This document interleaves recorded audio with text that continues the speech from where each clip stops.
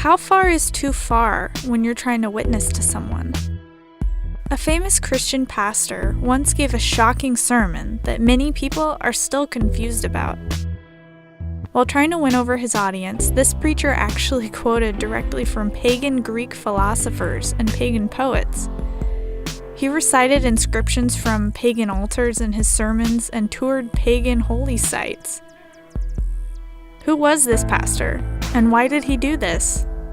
His name was Paul of Tarsus, often referred to as St. Paul, and he did this because he wanted to connect with those he was witnessing to. When Paul was in Athens, he found himself in the midst of the hedonistic, pagan, and highly intellectual ancient Greek culture. He wanted to preach about Jesus Christ, but realized the Athenians had no context by which to understand Jesus.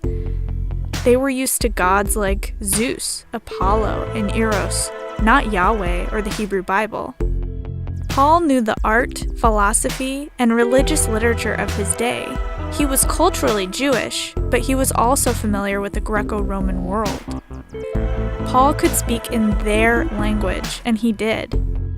He engaged in their debate format common to the Greek philosophers, and he used language and terminology that they would understand in order to share the gospel to a new culture. Paul met his audience where they were at, yet many Christians are uncomfortable with doing the same thing today for fear of going too far.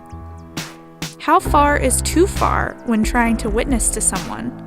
At what point are you endangering yourself and others by meeting the needs of those who you're witnessing to? Can we find common points with others in order to build bridges between belief systems?